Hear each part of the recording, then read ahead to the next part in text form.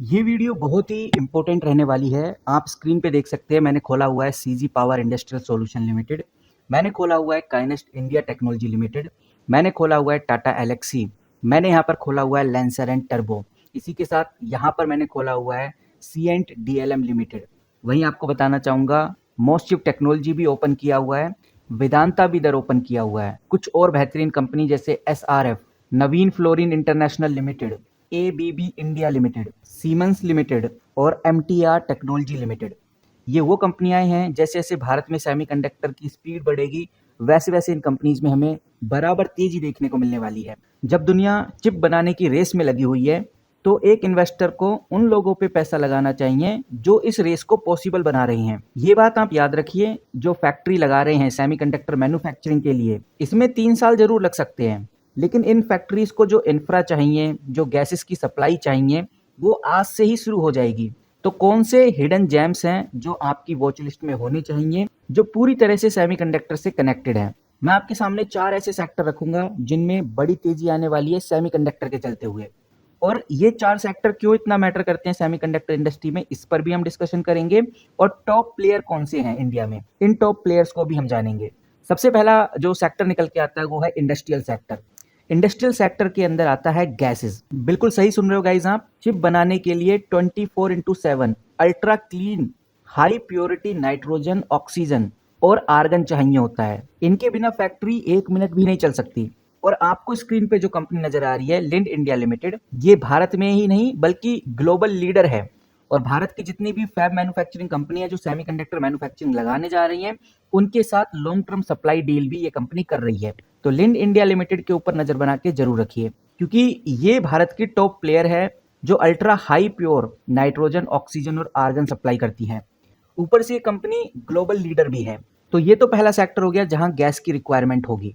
दूसरा सेक्टर आता है केमिकल्स की। स्पेशल केमिकल, जो सेमीकंडक्टर चिप होती हैं, इनकी क्लीनिंग के लिए, इनकी ईचिंग के लिए काफी खतरनाक और pure chemical, fluorine based chemical चाहिए होता है। और इसीलिए ये दोनों कंपनीज काफी मैटर करती हैं, जिसमें पहली कंपनी आती है एसआरएफ और जो दूसरी कंपनी है वो है नवीन फ्लोरिन इंटरनेशनल लिमिटेड। इन दोनों कंपनीज के ऊपर नजर बना के जरूर रखिए, क्योंकि इन दोनों कंपनीज के पास फ्लोरीन केमिस्ट्री की पुरानी महारत हासिल है, जो कि अब सेमीकंडक्टर ग्रेड केमिकल्स के अंदर काम आ रही है। और इन कंपनीज में अब आगे चल के आपको बड़ी तेजी देखने को मिलेगी। एक है एसआरएफ और दूसरा नवीन फ्लोरिन इंटरनेशनल लिमिटेड। दोनों कंपनीज पे नजर बना के रखिए। तीसरे नंबर पे गाइस जो सेक्टर आ जाता है वो है पावर सेक्टर, पावर इंफ्रास्ट्रक्चर। आप ये मान के चलिए एक सेमीकंडक्टर मैन्युफैक्चरिंग फैब को इतनी बिजली चाहिए जितना एक छोटे शहर को चाहिए होती है। साथ ही ये जो वोल्टेज डिप की प्रॉब्लम है, ये ना के बराबर होनी चाहिए, यानी वोल्टेज फ्लक्चुएशन बिल्कुल नहीं होनी चाहिए। और इसमें भारत की 2 बेहतरीन कंपनी निकल के सामने आती हैं। पहली आप इधर स्क्रीन पे देखिए एबीबी इंडिया लिमिटेड, और दूसरी आती है सीमेंस लिमिटेड। ये वही कंपनी है जो एडवांस स्विच गियर और ऑटोमेशन पैनल देती है, जो पावर सप्लाई को स्टेबल रखता है। तो ये दोनों कंपनी ऐसी हैं जिनकी जरूरत सेमीकंडक्टर मैन्युफैक्चरिंग को पड़ेगी ही। तो इन दोनों कंपनीज पे नजर बना के रखिए। अगला सेक्टर आ जाता है प्रिसीजन इंजीनियरिंग। यहाँ पर जो सेमीकंडक्टर चिप होती है, इसके कंपोनेंट माइक्रोन लेवल के प्रिसीजन पर बनते हैं, और इसीलिए इनकी मशीन्स के जो पार्ट होते हैं बहुत ज़्यादा स्पेशलाइज होते हैं। और ऐसी स्पेशलाइज पार्ट बनाने के लिए सिर्फ एक कंपनी जानी जाती है। वैसे तो बहुत सारी कंपनी आती हैं, लेकिन जिस कंपनी का नाम सबसे ज़्यादा है वो है एमटीएआर टेक्नोलॉजी। ये वो कंपनी है जिनका एक्सपीरियंस एरोस्पेस और न्यूक्लियर में भी है। अब ये कंपनी सेमीकंडक्टर इक्विपमेंट पार्ट में भी कन्वर्ट हो रही है। तो एमटीएआर टेक्नोलॉजी एक ऐसी कंपनी है जिसमें एक बड़ी तेजी देखने को मिलने वाली है जैसे जैसे भारत में सेमीकंडक्टर तेजी से बढ़ेंगे। तो ये मैंने 4 सेक्टर्स आपके सामने रखे। पहला industrial gas sector. Industrial gases के अंदर आपको ये ध्यान रखना है कि highly ultra pure nitrogen, oxygen और आर्गन बनाने वाली कंपनी कौन सी है, जिसमें मैंने आपके सामने एक कंपनी रखी लिंड इंडिया लिमिटेड, के ऊपर आप नजर बना के रख सकते हैं। दूसरा सेक्टर स्पेशल केमिकल, और स्पेशल केमिकल्स के लिए मैं आपको पहले बता चुका हूं एसआरएफ और नवीन फ्लोरीन इंटरनेशनल लिमिटेड, क्योंकि फ्लोरीन बनाने वाली जो कंपनी है उसमें बड़ी तेजी आने वाली है। वहीं अगली है पावर इंफ्रास्ट्रक्चर। यहाँ पर वोल्टेज को कंट्रोल करने के लिए, वोल्टेज को स्टेबल रखने के लिए 2 बड़ी कंपनी आती हैं। पहली एबीबी इंडिया लिमिटेड, दूसरी आती है सीमेंस लिमिटेड। और प्रिसीजन इंजीनियरिंग के मामले में जाने जाने वाली कंपनी है MTR टेक्नोलॉजी, जो एरोस्पेस और न्यूक्लियर पावर के इक्विपमेंट बनाती है। तो इसीलिए ये कंपनी भी आगे तेजी से बढ़ने वाली है। और वहीं ये जो कंपनी है जो आपको स्क्रीन पे नजर आ रही है, लिंड इंडिया लिमिटेड, आप ये समझ के चलिए ये एक इनडायरेक्ट सेक्टर है और इस सेक्टर में एंट्री इतना आसान नहीं है, दूसरी कंपनी जल्दी से इसमें एंट्री नहीं लेंगी। और अगर लिंड इंडिया को एक बड़ा सप्लाई कॉन्ट्रैक्ट मिल गया तो कोई दूसरी कंपनी वहां 15 से 20 साल तक घुस नहीं सकती, क्योंकि नए प्लेयर के लिए ये बहुत ही मुश्किल रहने वाला है।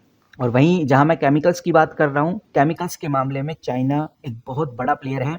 और अगर जब चाइना इन स्पेशल केमिकल्स के प्राइस गिराता है तो SRF जैसे प्लेयर्स जो मार्केट में आज हैं हमारे पास, इनके स्टॉक प्राइस में बड़ा प्रेशर हमें देखने को मिलता है। इसीलिए इस बात का रिस्क SRF और नवीन फ्लोरिन इंटरनेशनल में हमेशा बना रहता है।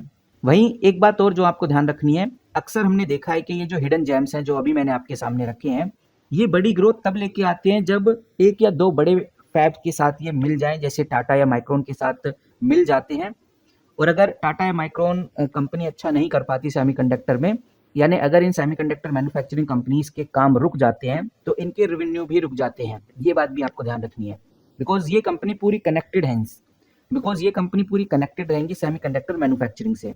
वहीं इन कंपनीज की कंप्लायंस कॉस्ट भी बढ़ने वाली है, क्योंकि जो भी केमिकल और गैसेस वाली कंपनी है, यहाँ पर नवीन फ्लोरिन इंटरनेशनल हो गया, SRF हो गया, या लिंडन जैसी जो कंपनियां हो गई, ये केमिकल और गैसेस की वजह से एनवायरमेंटल इशू क्रिएट करेंगी और नए ESG रूल के हिसाब से इन कंपनीज के कंप्लायंस में एक्स्ट्रा पेनल्टी पे करनी पड़ सकती है। यही कुछ रीजंस हैं जो हमें ध्यान रखकर चलने हैं। बाकी मैं आपको ऑलरेडी बता चुका हूं कि सेमीकंडक्टर में भी 4 पिलर्स होते हैं।